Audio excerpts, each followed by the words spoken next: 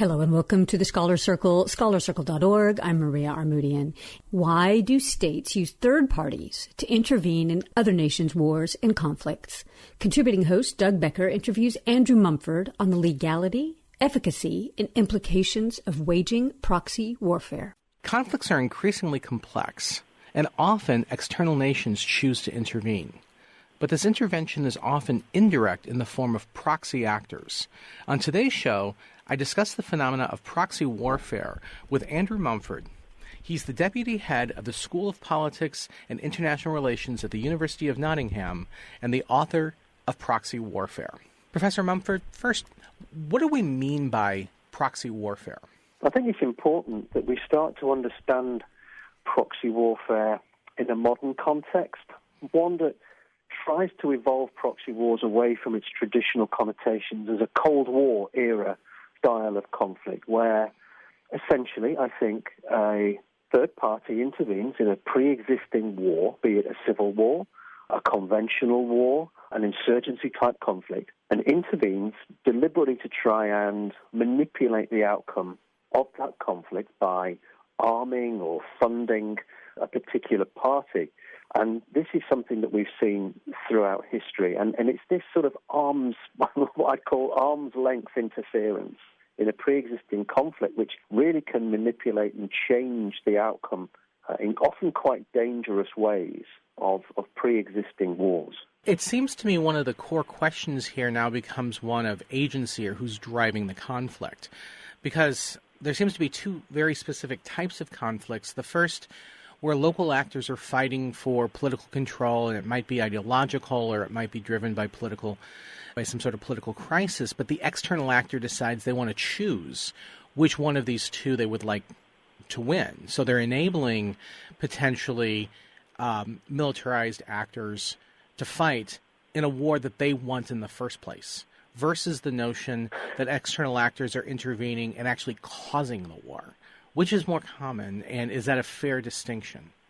We've seen across the centuries that proxy wars have been visible. We've seen both kinds that you've just identified there. I think the more prevalent one is the pre-existing conflict, but one where we've seen, and this is why I've already mentioned the Cold War, because superpower politics has been integral to the way in which the amplification, the proliferation of indirect interference came about in the second half of the 20th century, because the way in which interest really got manifest in the way in which the US and the USSR went about trying to maximize their way in which their preferred partners across what we would then call the third world manifested.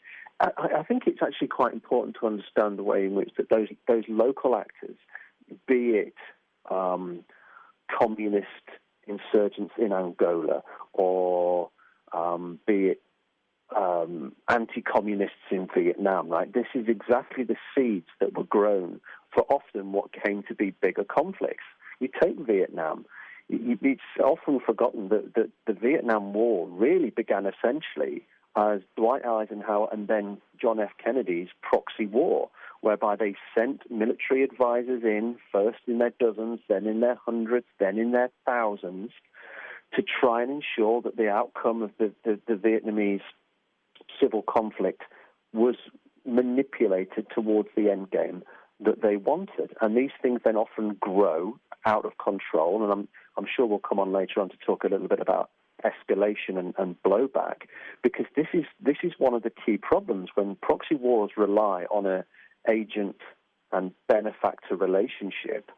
Often the benefactor, who will be throwing large amounts of money, large numbers of weapons at a partner on the ground, they can't often then dictate what gets done with that once the money, once the weapons have been delivered. So this is one of the ways in which proxy wars are actually really quite dangerous things once you let the genie out of the bottle. You've highlighted one of those huge concerns, is that if you've got a benefactor and the benefactor is providing money or weapons to an actor, how much control does that really give them? And sort of connected to that, how much is the benefactor responsible for the actions of the proxy? Legally, not particularly responsible whatsoever. This is why this is all boils down to a willingness on behalf of the benefactor on a case-by-case basis of how willing they are to own the problem. And this is why, actually, we are seeing a significant amount of negative consequence emerge from the proxy wars of the Cold War era.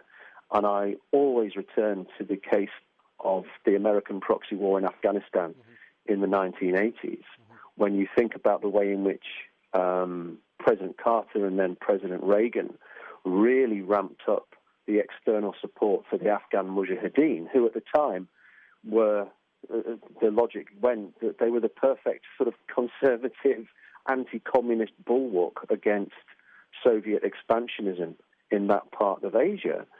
And they're channeling huge amounts of money, huge amounts of sophisticated cutting-edge surface-to-air missile weaponry. And the moment the Soviets left, they walked away. And hastily, President George H.W. Bush had to initiate a buyback program because he realized, the Americans realized that the weaponry was getting out of control, and it was actually being used in by jihadist organizations much further afield than Afghanistan. So the responsibility actually is a sort of a second-order effect, because proxy wars rely on a very short-term strategic imperative of wanting to get something done quickly and almost long-term consequence be damned. And this is why they are very problematic. They have a very, very contested legacy. Yet policymakers still to this day find it very difficult to resist the allure of an immediate potential interference and outcome change in their favor. And that's something that's hugely problematic and always has been. And I know one of the potential motivations for the use of proxy warfare is this notion of plausible deniability, that when the United States was supporting the Mujahideen in Afghanistan, in particular in the early stages of that intervention, they went to great lengths to try to hide the American fingerprints on those weapons. And so how important is the political, if not legal, plausible deniability that if these weapons are used either for actions that we would describe as war crimes or questionable use of the weapons tactically, or like in the case of Afghanistan, by actors whose ideology is problematic? The plausible deniability issue is intrinsically linked to perceptions of risk.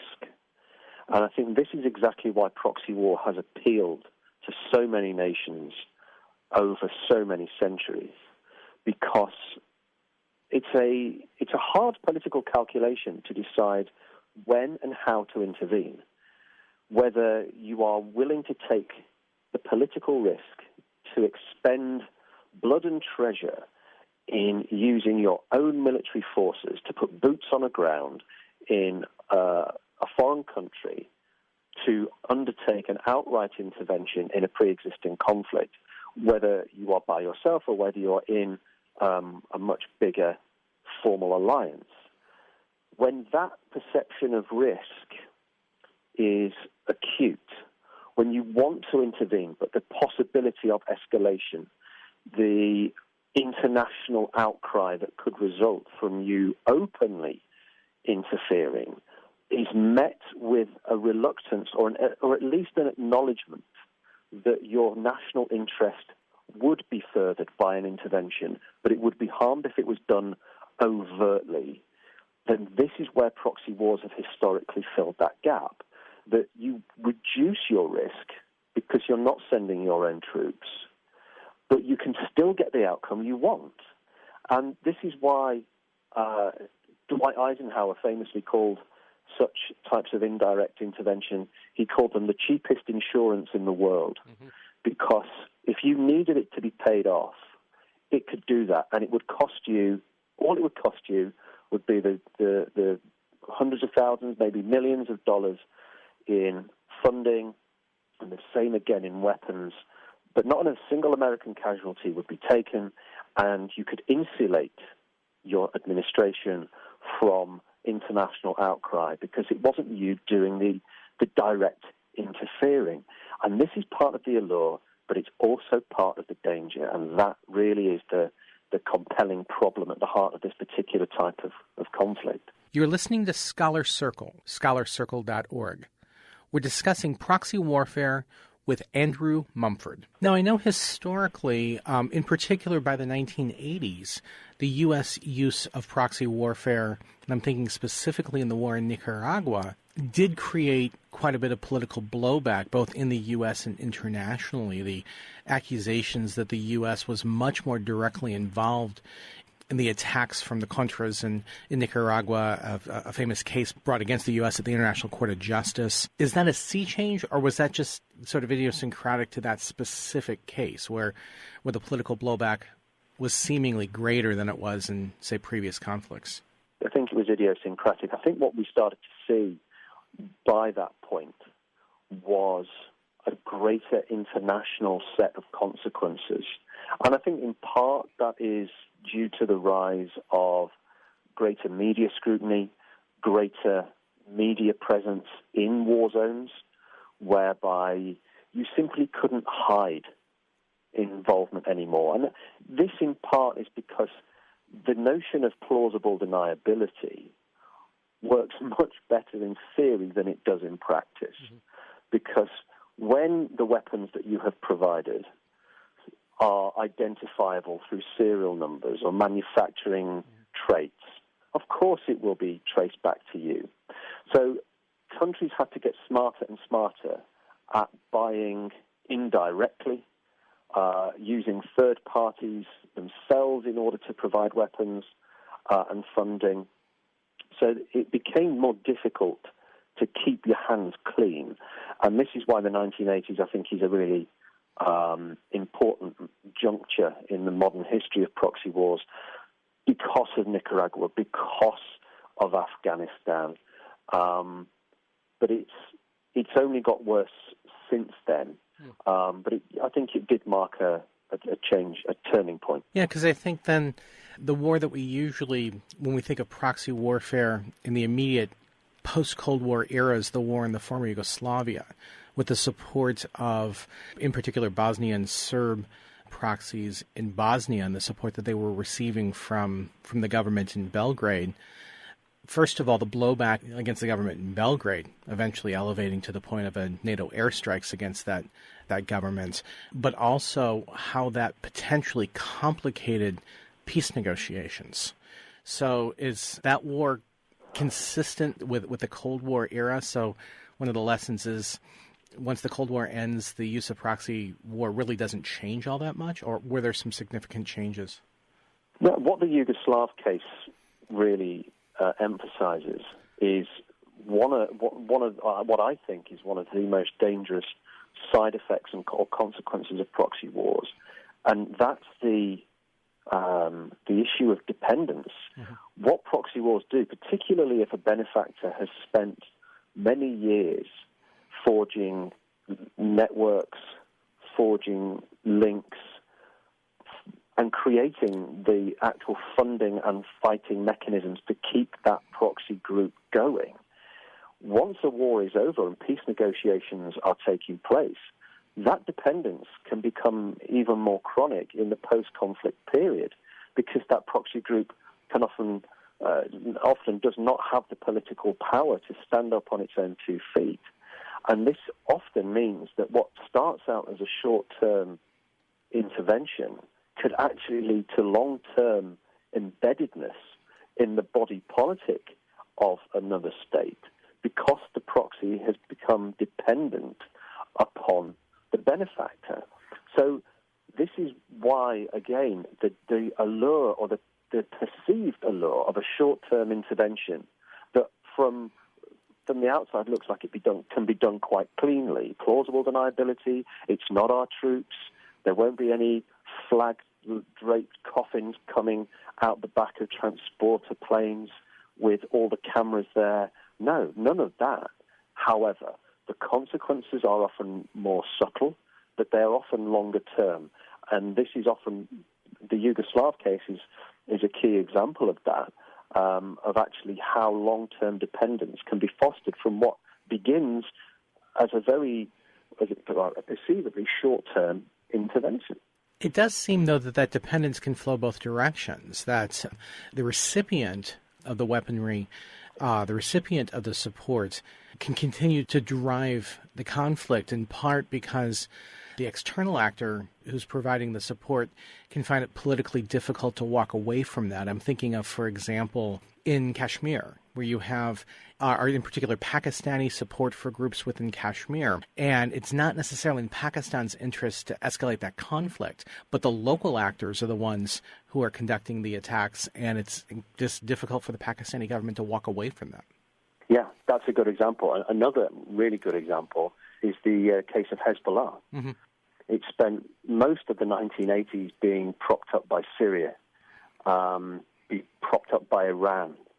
And as Hezbollah's power grew, as it became a state within a state in Lebanon, it became almost semi-autonomous, and its power, its political power grew, its paramilitary power grew.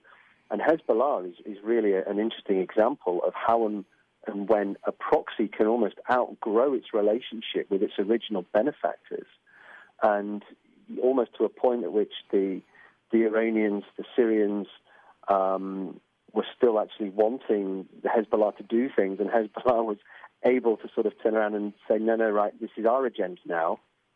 We can start calling the shots. And that's, again, proxy wars are fluid. The dynamic, the relationship can change. What the type of relationship or the level of dependency at the beginning of an intervention is absolutely not guaranteed to be the same by the end. So again, really, buyer beware with these things, because they can be dangerous. The levels of blowback are very high. The dependency shifts. The levels of escalation can change as well. So it really is quite a volatile type of conflict to get yourself involved in. And then the issue of Yemen and Iran's role, in particular the use of the Houthis as a proxy actor.